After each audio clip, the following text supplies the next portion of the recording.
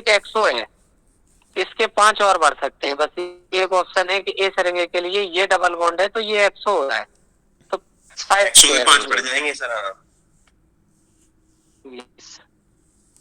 अगर 2 17 है तो 5 पंचे 25 में जोड़ने हैं, 7 और 5 12, 242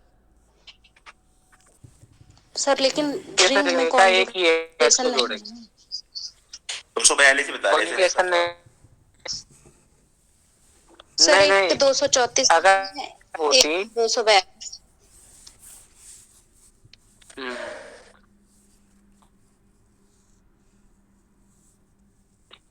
हमने 234 अपना बता रहे। अब सर आगे मानता है वो, ये मैंने भी किया है 234 ही। रिंग तो लगता है। अब ये कॉन्जुगेशन नहीं था रिंग में, लेकिन एक हमने पुराना एग्जांपल देखा, उसमें इसका एक्स जोड़ा गया है। दिमाग तो इसलिए खराब हो रहा है। पुराना एग्जांपल लगा है किसी कॉपी में, उसमें इसका एक्स ऐड किया है।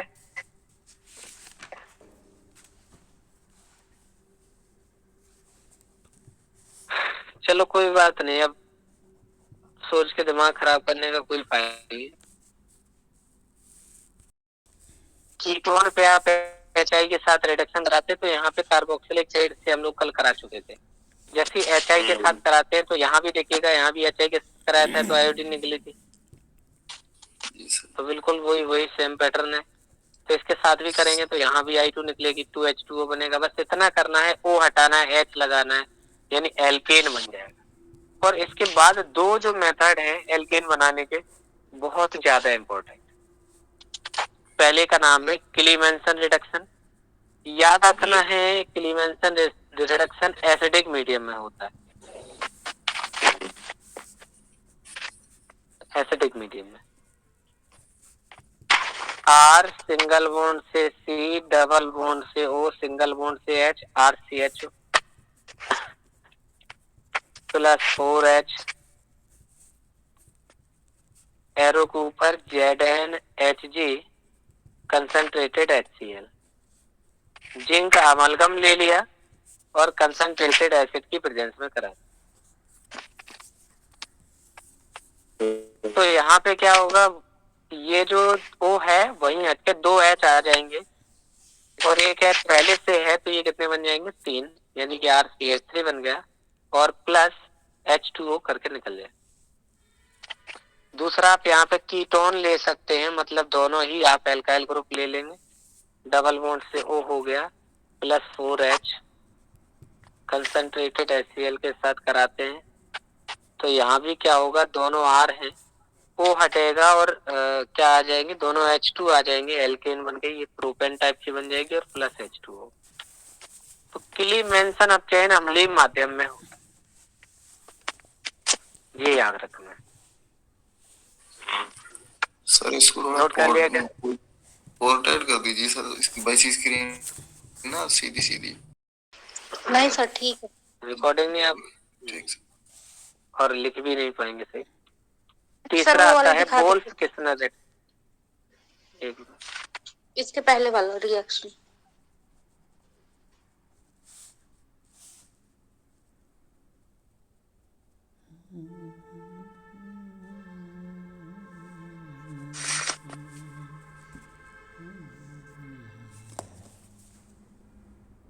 एसिडिक मीडियम में होती है सर ये कीटोन वाली। नहीं, कीटोन वाली नहीं, ये लिखना है ZnHg जैसे ले रहे हैं तो ZnHg और कंसंट्रेटेड HCl, तो यही एसिडिक मीडियम में होती है, इसको कह देते हैं क्लीमेंसन। मतलब रीजेंट ही चेंज हो जाएगा, ये कहना है। बढ़ा दिया जाए आगे।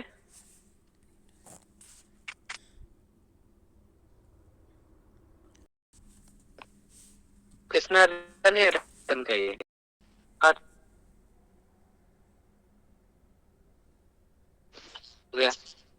हाँ sir. Bond angle bond length के इनवर्सली प्रोपोर्शनल होता है ना सर। हाँ, अब इसमें जैसे 2.5 था इसका बॉन्ड, तो इसका बॉन्ड ऑर्डर ज्यादा है तो बॉन्ड लेंथ इसी की कम होगी, कम हो जाएगी। सर एग्जाम में एक दिमाग ये तेज वाला चलता है। कॉम्प्लेक्स दिया था। सर इसमें वो आंसर शीट में ना गलती है, 234 है। नहीं, यही तो एक मिनट सुनो, इसमें है क्या क्या चीज करने से क्या हो रही है। एक तो ये तो हो गई, इसका तो 217 हो गया। एक एक सब्स्टिट्यूट ये हुआ, एक सब्स्टिट्यूट हुआ, एक यहाँ से कट रही है, एक यहाँ से कट रही है, तो 20 इसके जोड़ लें। कितना 214 लेते हैं ना, इसका कितना लेते हैं? 214 लेते हैं। इसलिए वाले का 214 लेते हैं। इसको सर तनन बोलते हैं, ठीक है। तनन। इस वाले की फ्रिक्वेंसी लैम्डा में चलेगी 2 हो गए।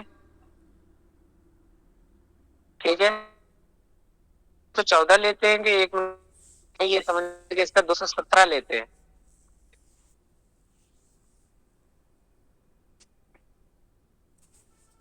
का है तो अपने 13 और 15 तो उसका ज्यादा होगा, इतना है।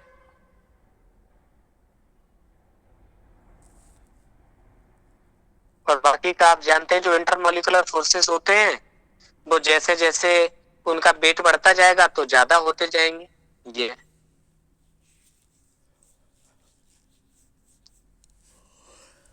the alkanes are almost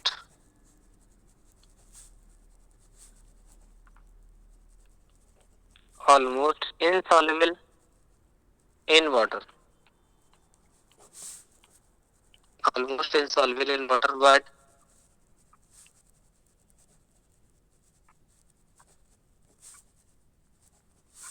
but readily soluble in ethanol and ether.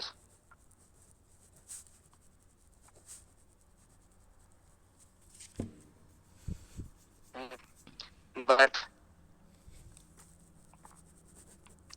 solubility decreases with increase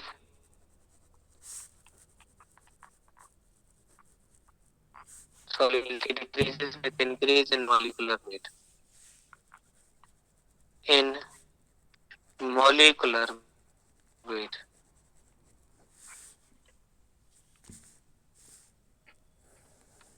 ठीक है, तो सॉल्युबिलिटी अक्सर क्या होता है, ये तो आप जानते हैं कि एल्केन्स के अंदर पोलैरिटी है नहीं, तो जो एल्केन्स हैं वो वाटर के अंदर इनसॉल्युबल हैं, लेकिन चूंकि ऑर्गेनिक है तो ऑर्गेनिक सॉल्वेंट के अंदर घुल जाएंगे, तो ईथर और एल्कोहल के अंदर घुल जाएंगे, तो इनके अंदर होंगे सॉल्युबल।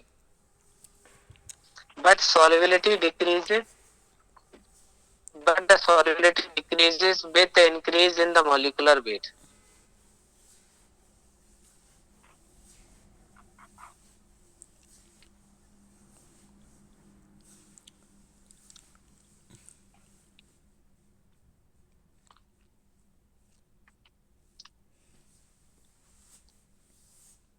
Alkane molecules. सर इसका एग्जाम्पल बता सकते हैं जो आपने लिखा है? हाँ बिल्कुल, वो तो एग्जाम्पल नहीं, वो तो सीधा सीधा लिखा हुआ है। जैसे कोई भी एल्केन आपने ले लिया तो पहले क्या, जैसे हम ये लिखाने जा रहे, alkane molecule are non polar in nature, non polar in nature. तो इससे एक बात क्लियर हुई, अगर ये नॉन पोलर हैं तो ये वाटर में डिसॉल्व नहीं होंगे। क्यों? वाटर जो है वो पोलर है, एल्केन्स कैसे हुए? नॉन पोलर, इसलिए वो उसमें नहीं घुलेंगे। क्योंकि एल्केन्स कैसे हैं? ऑर्गेनिक कंपाउंड है, तो वो इथेनॉल और ईथर दोनों एल्कोहल हैं, इनमें डिसॉल्व हो जाएंगे। मॉलिक्यूलर वेट बढ़ने के साथ साथ इनकी सॉल्युबिलिटी घटेगी।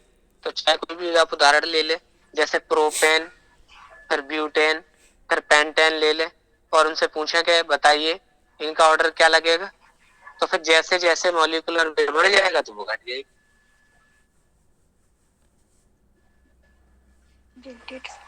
तो पिन का सबसे कम हो जाएगा सर जी,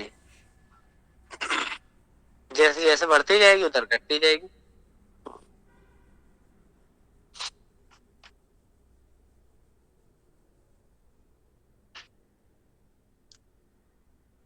अच्छा, इसी में उदाहरण बताइए, जैसे हम आपसे ये कह दें कि एल्केन की CCl4 कार्बन टेट्राक्लोराइड के अंदर सॉल्युबिलिटी बताइए क्या होगी, घुलेगा कि नहीं घुलेगा, बताइए।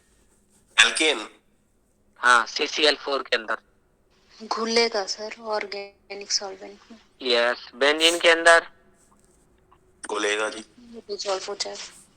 ठीक है। एल्कोहल के अंदर तो बताइए था, घुल जाएगा क्योंकि वो ऑर्गेनिक है। तो पहले कॉन्सेप्ट आपको डिसॉल्व करने के लिए लाइक डिसॉल्व लाइक ही लगाना है कि सेम नेचर होगा तो फिर हो ही जाना है। दूसरी बात, अगर सेम नेचर नहीं है और फिर भी अगर कोई चीज घुल रही है तो हो सकता है कुछ में कोई एक्स्ट्रा बॉन्डिंग लग रही हो। एक्स्ट्रा एसोसिएशन कहाँ हो सकता है? जनरली हाइड्रोजन बॉन्डिंग होती है कि भले ही दो कंपाउंड के नेचर एक जैसे नहीं है, जैसे पानी अल्कोहल में घुल जाता है, अल्कोहल कैसा है? ऑर्गेनिक। पानी कैसा है? इनऑर्गेनिक, लेकिन फिर भी घुल जाते हैं। क्यों? क्योंकि वहां पे हाइड्रोजन बॉन्डिंग हो जाती है। यस। तो अगर कहीं एक्स्ट्रा अगर सॉल्युबिलिटी अगर नजर आ रही है तो फिर उनके बीच में कहीं ना कोई इंटरेक्शन जरूर आया होगा। ये चीज है। एल्केन्स का जो डायपोल मोमेंट है वो कैसा? 0 होता है। यस। नेक्स्ट लिखेंगे, they can not form hydrogen bonds.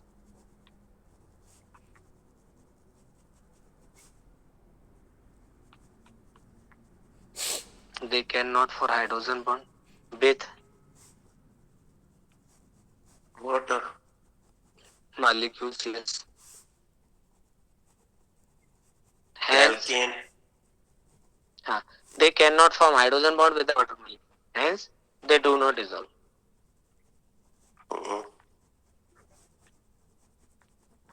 घुलने का कारण बता दिया कि नहीं बनाते, इसलिए नहीं घुलते। सर एल्केन सो चेन आइसोमेरिज्म। हाँ, वो मैं इसमें पढ़ लेंगे, फिजिकल प्रॉपर्टीज में हम लोग केमिकल में पढ़ेंगे। ठीक है।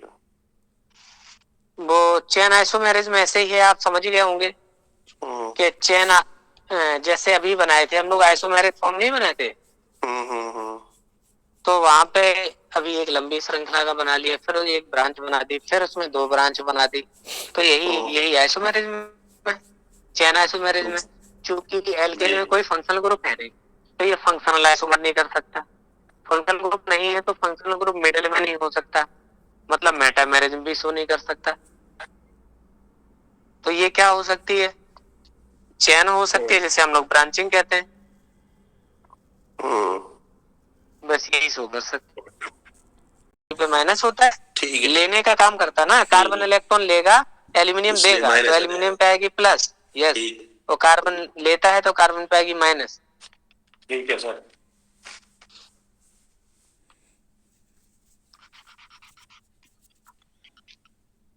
अब ये कह रहे थे जब एल्यूमिनियम कार्बाइड की वाटर से रिएक्शन कराएंगे तो यहाँ 12H2O क्यों लिए जाएंगे, यही बता रहे थे कि एल्यूमिनियम पे होते 3 प्लस, 4 एल्यूमिनियम लिए तो वैलेंसी हो गई 12 और H पॉजिटिव OH नेगेटिव में दोनों है मोनोवैलेंट, तो 12 बराबर करनी है तो 12 से ही गुणा कर दी। अब कार्बन हाइड्रोजन से मिलके क्या बनाएगा? Saturated hydrocarbon. कितने कार्बन है उतने ही बना दीजिए। 3 अब एल्यूमिनियम कितने थे? Al, क्या बचेगा? OH। तो एल्यूमिनियम का हाइड्रोक्साइड क्या बनता है? एल्यूमिनियम का हाइड्रोक्स बनता है AlOH का थ्राइस। और हैं कितने एल्यूमिनियम? 4। जैसे ही 4 से करेंगे तो ये OH कितने थे? 12 थे, तो 4 गुणा 3, 4 3 12, ये भी गलत कैसे लगती है?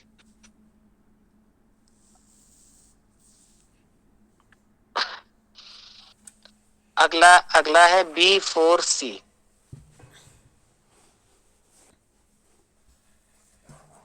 प्लस HOH या H2O लिखिए। तो बताइए कितना ले लिया जाए? नहीं, B4C नहीं होता है, B2C होता है।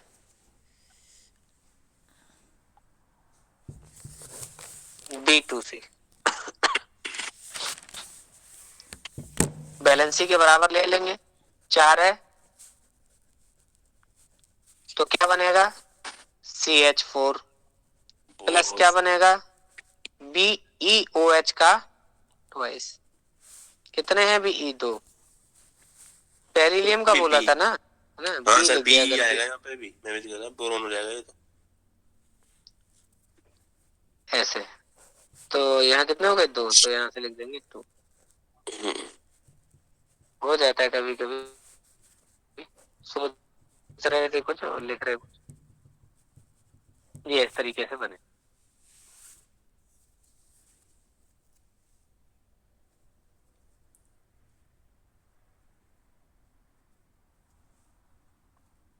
ठीक है, इतनी हो गई। Calcium carbide. एग्रीमेंट से बताई हुई है, ठीक है। इसकी प्रिपरेशन जो है वो कंप्लीट हो गई।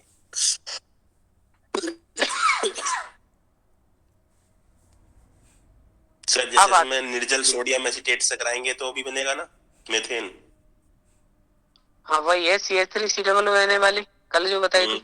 हम्म, ठीक है। इसमें ये वाली जो है, ये वाली रिएक्शन पढ़ाई जाएगी। हाँ सर ये तो ठीक है। CH3 COO जैसे ही कराएंगे तो CH4 बन जाएगा।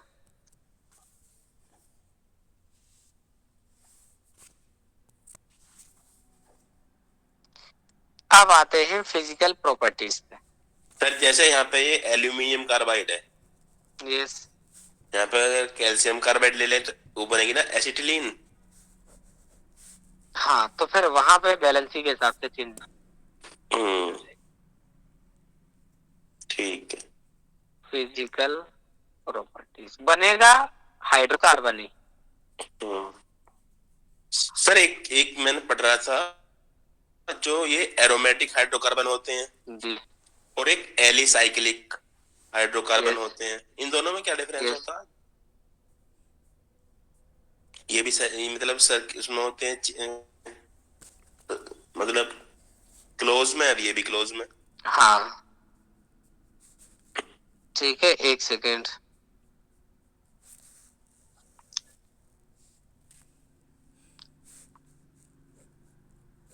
जैसे ये अपने 5 मेंबर बना दे। जी। अब हम कोई हमने दूसरी 5 मेंबर्ड बना दी। अब इसमें क्या किया, ये डबल लगाया, ये डबल लगाया, यहाँ पे ये नेगेटिव लगाया। दोनों साइक्लिक हैं। दोनों में क्या डिफरेंस है आप समझ गए होंगे देख के, कि ये वाला एरोमेटिक है, यानी इसमें कॉन्जुगेशन है, और सभी sp2 हाइब्रिडाइज्ड है और प्लेनर है, और इसके अंदर रिंग करंट प्रेजेंट है, यानी कि सब अल्टरनेट में है। प्लस माइनस ऐसे जाएगा, ऐसे टूटेगा, इधर प्लस इधर माइनस, इधर प्लस इधर माइनस। तो इनको क्या कहते हैं? एलिसाइक्लिक। साइक्लिक। इसका एलिफैटिक के गुण भी है इनमें और साइक्लिक भी है। यस। तो इन्हीं प्रॉपर्टी मीथेन ईथेन प्रोपेन जैसी है, लेकिन बस फर्क इतना है कि ये साइक्लिक है। तो एलिसाइक्लिक, एलिफैटिक प्लस साइक्लिक, ऐसे हो गया। ठीक है सर। आप फिजिकल प्रॉपर्टीज में आप कैसे लिखना चाहेंगे? हिंदी में लिखा दे कि इंग्लिश में ही लिखेंगे, जैसा आप कहें। ऐसी तरीके से आप नोट्स बनाइए जैसे हम बना रहे हैं, तो मतलब लिखना आसान, याद करना आसान हो जाएगा।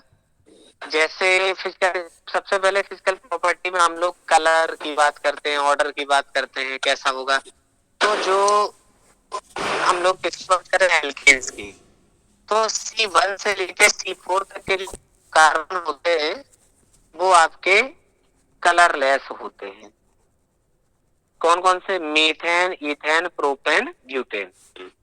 और ऑर्डरलेस भी होते हैं, तो बना सकते हैं आप साथ साथ में। और क्या होते हैं? मीथेन, इथेन, प्रोपेन सब क्या है? गैसेस है। ठीक है, हाँ गैसेस है। एक इसमें और है जो जैसे नियोपेंटेन है। वैसे 4 कार्बन की बात कर रहे हैं, तो नियोपेंटेन 5 कार्बन का हो गया, लेकिन ये भी नियोपेंटेन भी गैस में आ जाता है, इसलिए हम यहाँ लिखेंगे। अब बात करते हैं 5 कार्बन से लेकर 17 कार्बन तक की। तो ये भी कलरलेस हैं, लेकिन ये लो बॉइलिंग पॉइंट के लिक्विड हैं। तो शुरुआती 4 मेंबर गैस है, अगले 5 से लेकर 17 मेंबर, 17 कार्बन तक के मेंबर लिक्विड है, और C18 और उससे ऊपर वाले C18 ऑनवर्ड्स वैक्सी वाइट सॉलिड, मोम जैसे सफेद ठोस हैं। 18 से ऊपर 18 से ऊपर जितने भी आएंगे वो सब आपके मोम जैसे सफेद ठोस होंगे। अच्छा, और पॉइंट बनाते हुए चले। Among isomeric alkenes,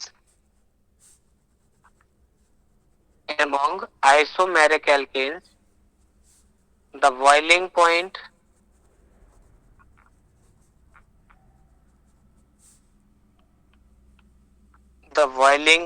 decreases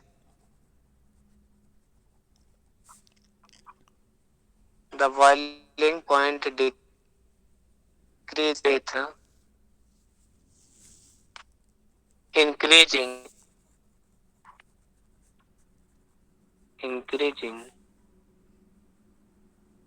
branching. ठीक है, अगर आइसोमेरिक एल्केन्स की बात करते हैं, आप जाने आइसोमेरिक एल्केन क्या होता है?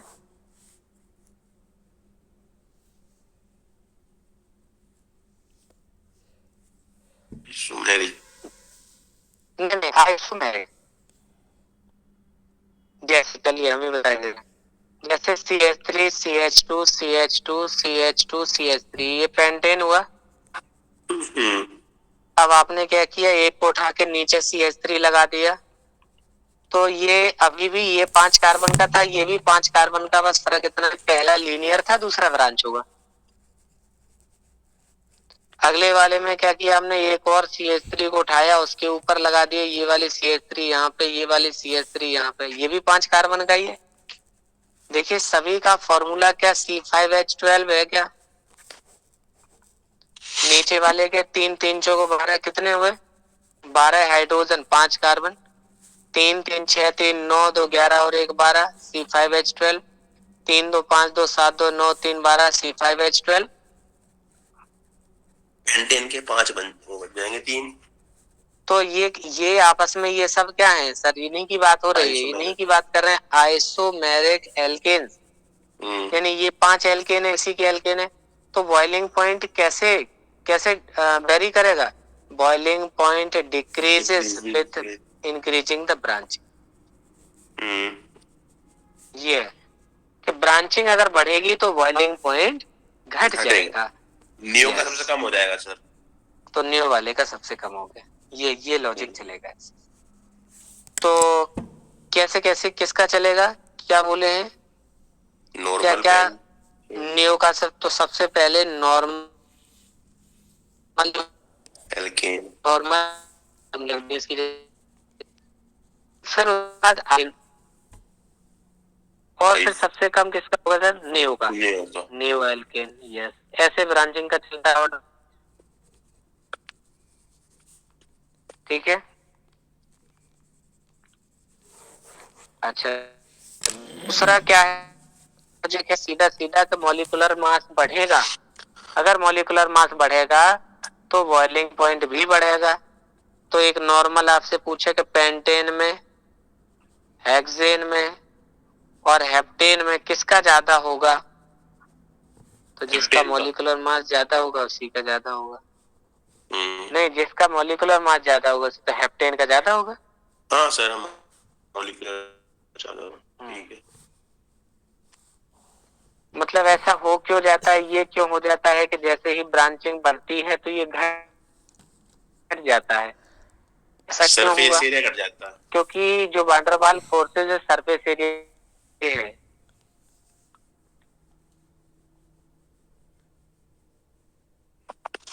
जाती है, पहले लीनियर थी, सर्फेसिटी ज्यादा था, अब ये स्फेरिकल टाइप की होती चली जाएगी, वही सुकड़ती चलेगी, गोला सी होती चली जाएगी, इसलिए ऐसा होता चलेगा।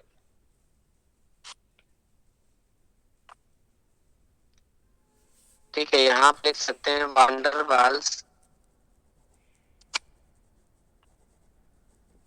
वंडरबाल फोर्स ऑफ अट्रैक्शन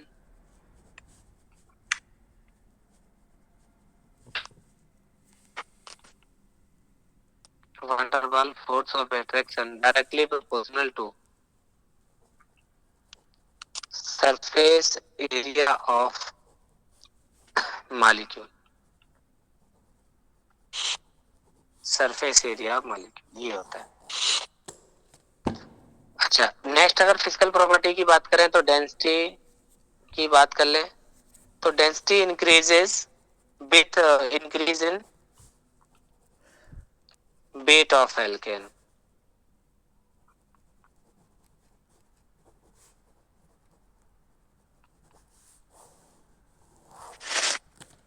ठीक है, फिर जैसे जैसे एल्केन का वेट बढ़ता चला जाएगा वैसे वैसे डेंसिटी भी बढ़ती चली जाएगी।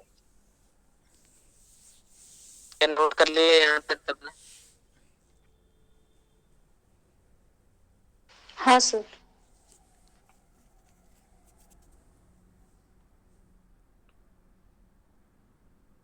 इसके बाद और प्रॉपर्टी की बात कर ले। बॉइलिंग पॉइंट हो गया, तो फिर इसके बाद melting point. Melting point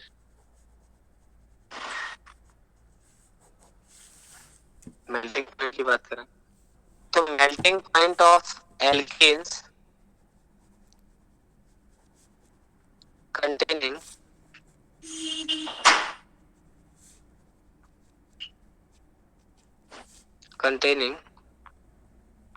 even number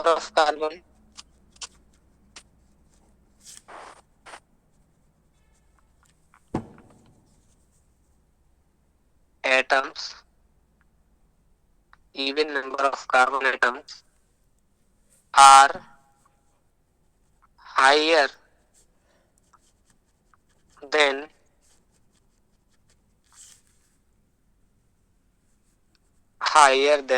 its immediate neighboring alkane.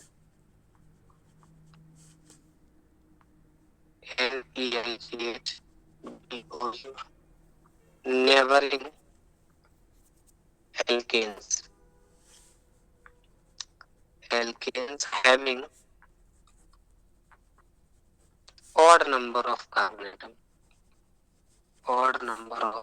atom.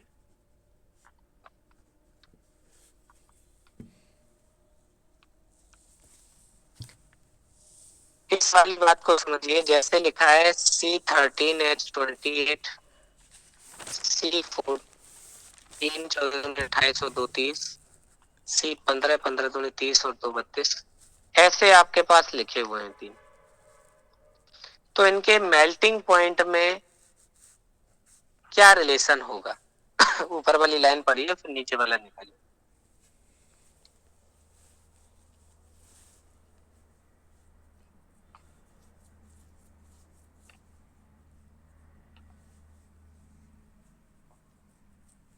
तो C14 का ज्यादा हो जाएगा। यस, इन दोनों से। बस यही वाली बात है। क्या सबको समझ में आ रही बात?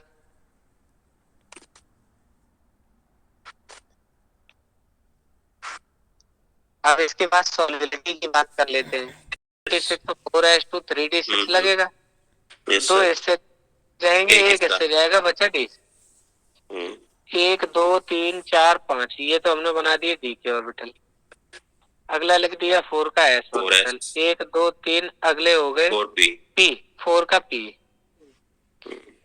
तो यहाँ 1 2 3 4 5 भर दिए। अब हमने देखा कि 6 लिगेंड है तो हमें 6 ऑर्बिटल खाली चाहिए। फिर देखेंगे कि ये है कैसा, इसकी पावर कैसी है। तो ये वीक लिगेंड में आता है, तो इनको पेयर अप नहीं करा पाएगा। तो जब पेयर नहीं करा पाएगा तो फिर ये आगे के ही ऑर्बिटल यूज करेगा, मजबूरी बस।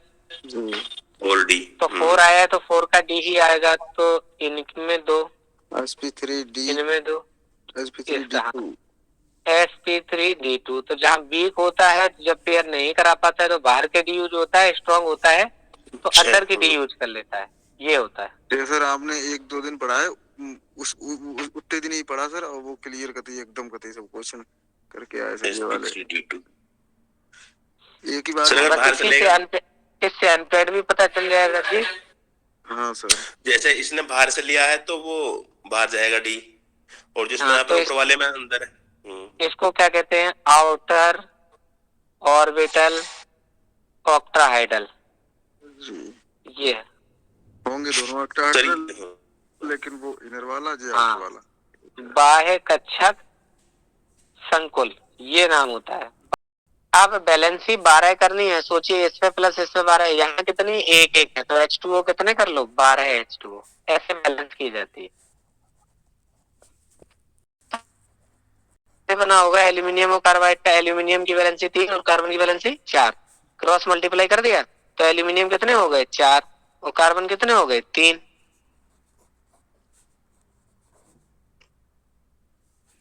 अच्छा। 3 है तो इसके नीचे लिखी जाएगी, और कार्बन की वैलेंसी 4 है तो इसके नीचे लिखी गई ऐसे। हाँ हाँ। अब क्रॉस मल्टीप्लाई कर दिया तो एल्यूमिनियम कितने आ गए? 4, कार्बन कितने आ गए? 3, और बैलेंसी तो वही रहेगी जो है। जैसे एल्यूमिनियम हो तो 4 गए, लेकिन एल्यूमिनियम की होती कितनी वैलेंसी है? 3, और 4 एल्यूमिनियम है तो प्लस के कितने हो गए? 12। ठीक। कार्बन की वैलेंसी कितनी होती? 4, ठीक है, कितने हैं? 3, तो कितने हो गए? -12। अब बताइए, आप क्लियर है? Wolff Kishner. Kishner yes. अभी हम इसको दिखाइएगा 5, आप काउंट पहले हाथ 4 थे ऐसे,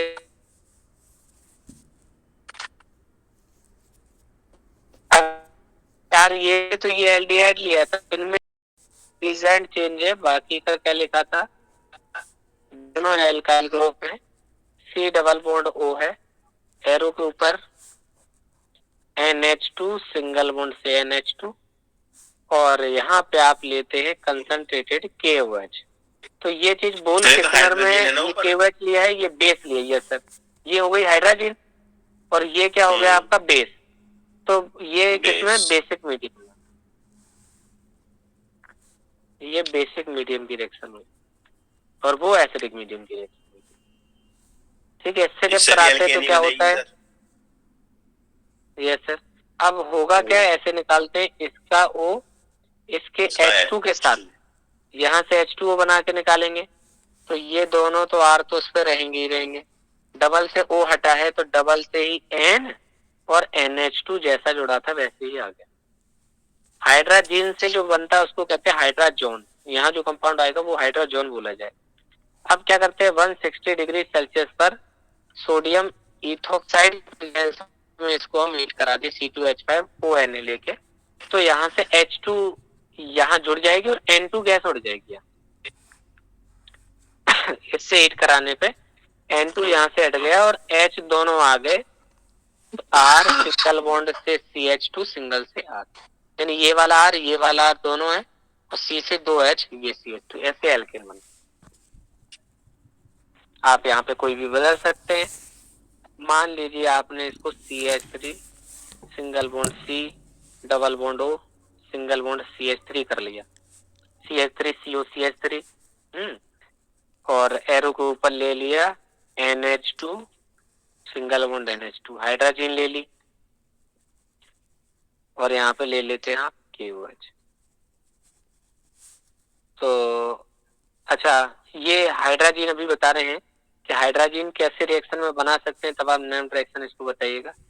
तो यहाँ रहेगी CH3 सिंगल बॉन्ड से C N और NH2, और सिंगल से क्या है? CH3।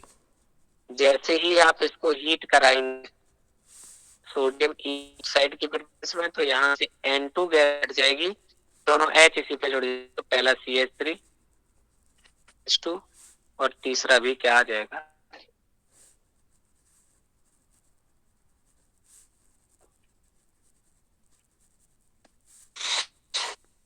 जाएगा। अभी हम आपको इसमें कराएंगे तो 4 ऑप्शन लिखे होंगे, एक उल्टा सा लिख देंगे, बाकी के 3 सही लिखेंगे, बस उसी में ढूंढना है।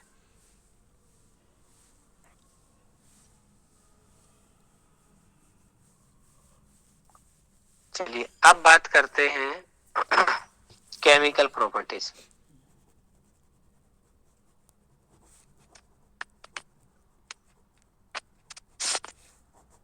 डाल दीजिएगा केमिकल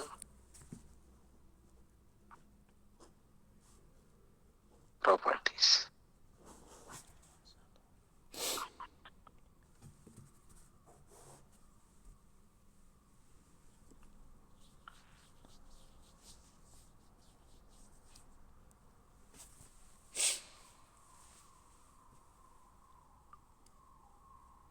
नंबर पहला, halogenation.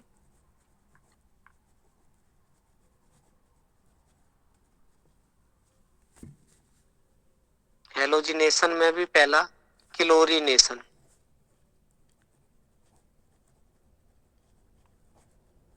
Chlorination,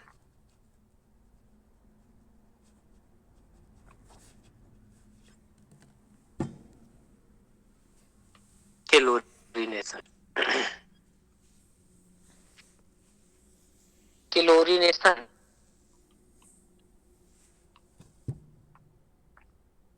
of alkanes, chlorination of alkanes takes place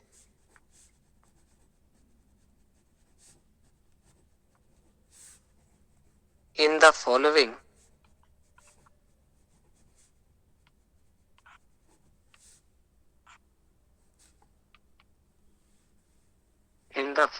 conditions.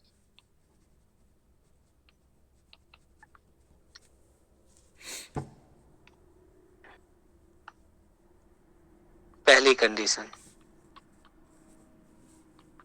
at 300 degree Celsius in darkness,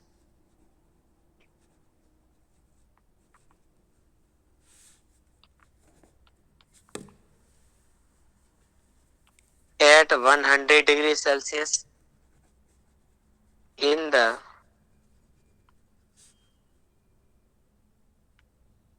presence of organic peroxide.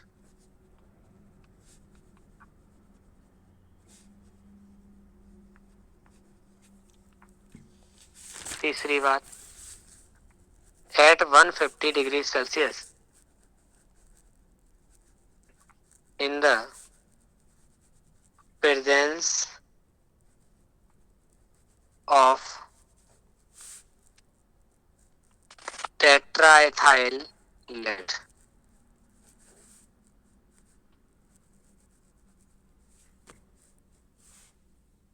अब आप तीनों कंडीशन समझ गए होंगे, 3 लिखे हैं या 4 लिखे हैं, सबका मीनिंग एक ही निकलेगा।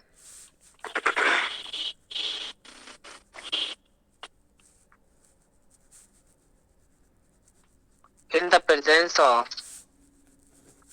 sunlight, UV radiation,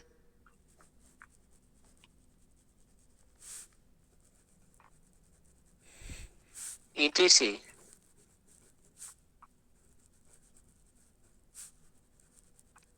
Under all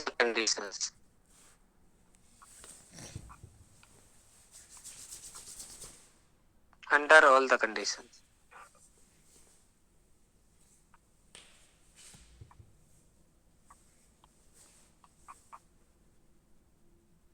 the mechanism of the reaction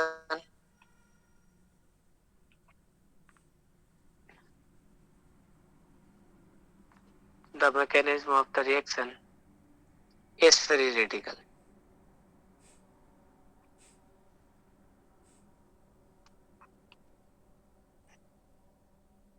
इसका एक बार हिंदी में बता दीजिए। बिल्कुल बिल्कुल बिल्कुल, कोई सी भी इनमें से कोई सी भी आप कंडीशन ले लें। यहाँ लिखा at 300 degree Celsius in darkness अगर आप अंधेरे में रिएक्शन कराते तो टेम्परेचर थोड़ा सा ज्यादा देना पड़ेगा। सेकंड है कि आप कुछ मत करिएगा, परऑक्साइड की उपस्थिति में क्रिया करवा दीजिएगा। टेट्रा एथाइल लेड की उपस्थिति में करा देंगे तब भी फ्री रेडिकल मैकेनिज्म होगा। सनलाइट की प्रेजेंस में कराएंगे तब भी होगा, यूवी रेडिएशन की प्रेजेंस में कराएंगे तब भी कंडीशन इन तीनों की यही बनने वाली है। मतलब अगर आप क्लोरीनेशन एल्केन का कराना चाहते हैं तो ऐसी स्थिति में क्लोरीनेशन कराने के लिए 3 तरीके हैं, या तो परऑक्साइड में कराएं, टेट्राएथाइलेट की प्रेजेंस में कराएं, सनलाइट की प्रेजेंस में कराएं, अगर डार्क में कराएं तो हाई टेम्परेचर पर कराएं। ठीक है, इतनी बात। ठीक है सर। अभी इसकी रिएक्शन की कई कंडीशन बनती है, क्वेश्चन 2 ही बनेंगे इससे। पूछने का तरीका उनका बदल जाता है बस, इसलिए question reactivity order of hydrogen atom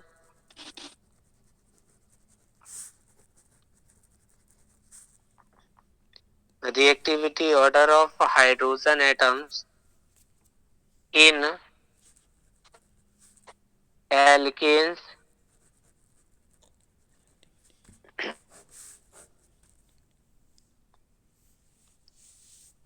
किसका जो क्लोरीनेशन होगा वो किसका जल्दी हो जाएगा, मतलब किसकी प्रेजेंस में कराएं।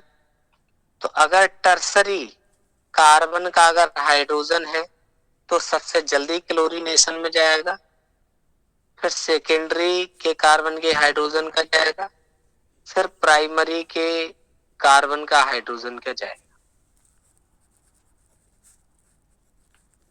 अगर रिएक्टिविटी ऑफ हैलोजन की बात करें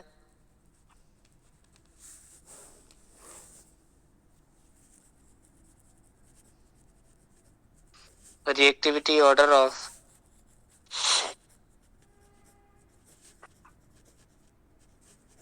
हैलोजन, तो रिएक्टिविटी ऑफ हाइड्रोजन उसकी हैलोजन्स की बात करें तो सबसे ज्यादा फास्ट रिएक्शन होती है आपकी फ्लोरीन की, फिर उसके बाद क्लोरीन की, फिर उसके बाद ब्रोमीन की। जैसे जैसे साइज बढ़ता जा रहा है रिएक्टिविटी और तो कम होता जा रहा है। उसके बाद क्या रहेगी I2।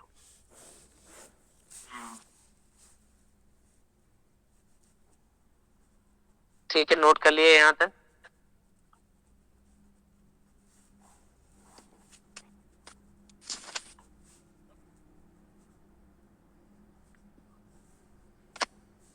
उसी के आगे लिखेंगे R single bond H plus Cl2 sunlight की प्रेजेंस में अगर करा दे तो ये क्या होगा, R सिंगल बॉन्ड Cl हो जाएगा प्लस HCl आपकी निकल जाएगी।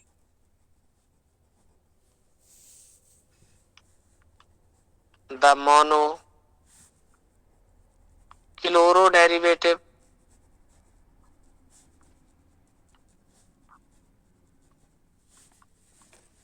the monochloro derivative of alkane is obtained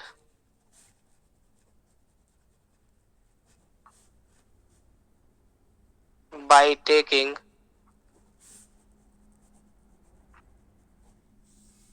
in large excess।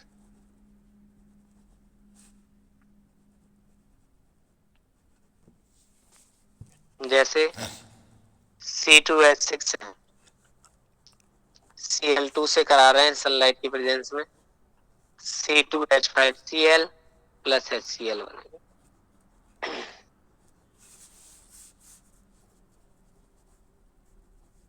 यहाँ ये लिखने का औचित्य समझिएगा कि अगर मोनोक्लोरो डेरिवेटिव अगर एल्केन का बनाना है तो एल्केन को आपको एक्सेस में लेना। अगर आपने क्लोरीन एक्सेस में ले ली तो फिर मोनो डाई ट्राई सबके मिक्सचर बनेंगे। जैसे when chlorine CHL1 when chlorine is in excess जब क्लोरीन को एक्सेस में लेते हैं, a mixture of mono di tri tetra and पर chloro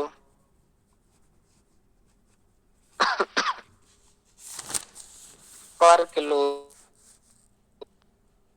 derivatives obtained. Derivatives obtained.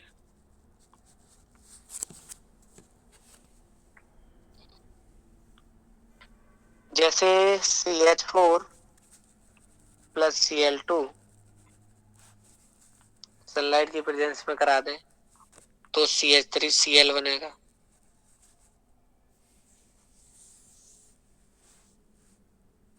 CH3Cl है वही क्लोरीन, मतलब और क्लोरीन डली हुई है उसी में, एक और H हट जाएगा, CH2Cl2 प्लस Cl2, हर बार एक बार HCl हट रहा, एक और हट जाएगा, CHCl3 बन जाएगा plus HCl, CHCl3 plus Cl2 CCl4 plus HCl। यहां तक चलेगी रिएक्शन।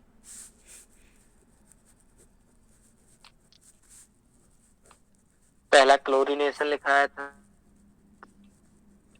दूसरा है ब्रोमीनेशन।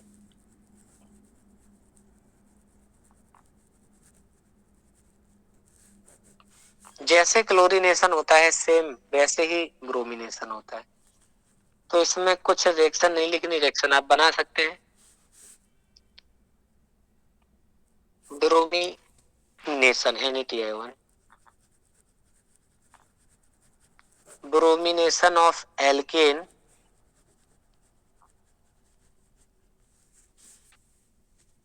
is similar, bromination of alkanes is similar to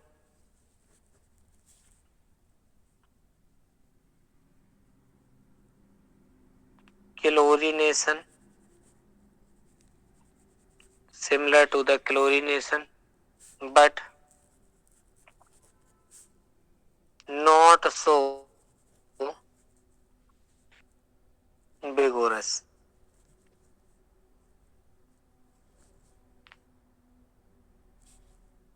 vigorous, yes, ये क्या होता है सर? जनरली ये लिखा जाता है कि जो कठिनाई से होती है उसको विगोरस वर्ड दिया जाता है। यहाँ केमिस्ट्री में वर्ड यूज किया गया, तो जो ब्रोमिनेशन ऑफ एल्केन है वो सिमिलर है क्लोरीनेशन के बट नॉट सो विगोरस, मतलब इसी जैसा है लेकिन इतना ये कहिएगा कि कठिन भी नहीं है, मतलब जटिलता से होने वाला नहीं है।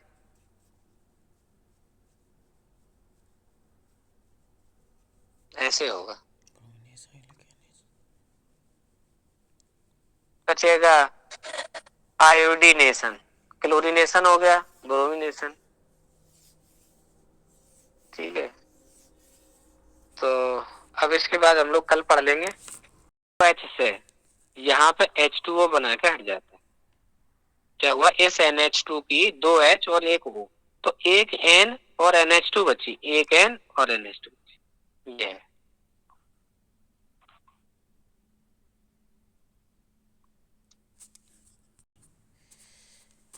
और एथिल अल्कोहल। और अब इसमें क्या बच रहा है, ठीक है, बोल-किस्नर क्लीमेंसन दोनों रिडक्शन इंपॉर्टेंट है। अगला मेथड है बनाने का, कितने 6 मेथड बना चुके हैं, 7 एक बार चेक करिए जरा।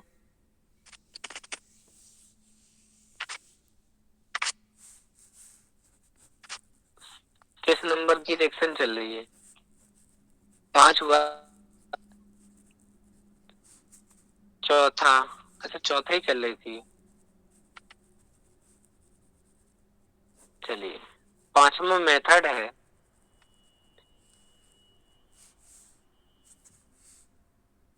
हाइड्रोलाइसिस, ये बहुत इंपॉर्टेंट है। hydrolysis of aluminium and beryllium carbide. Beryllium carbide.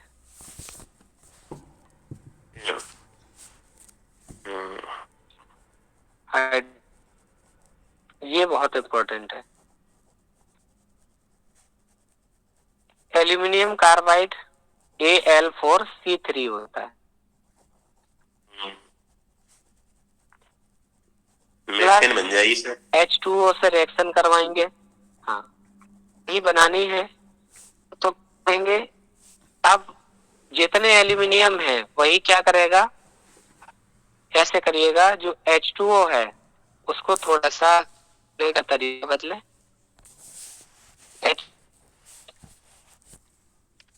H positive वो H नेगेटिव, ऐसे लिख दें। अब यहाँ देखिएगा कि एल्यूमिनियम या कार्बाइड में वैलेंसी कितनी किसकी है, यही इतने से ही मल्टीप्लाई यहाँ करना पड़ेगा। एल्यूमिनियम पे कितने होते हैं सर, 3 प्लस, एल्यूमिनियम है 4, तो 12 हो जाएंगे। यस, ऐसे ही इस पे लगेगा एक, जब इस पे 3 प्लस आएंगे तो इस पे कितने आएंगे, 4 कार्बन आएगा, 3 कार्बन, इसके 12 ऐसे बैलेंस, यानी C3 पे क्या बनेगा, C3 पे 4 नेगेटिव बनेगा। यही तो हमें लग रहा पूछा था, C3 पे 4 नेगेटिव एग्जाम में कुछ। हाँ सर, हाँ वो MgC3 सर। हाँ सर सिग्मा पाई पूछा था इससे। पूछा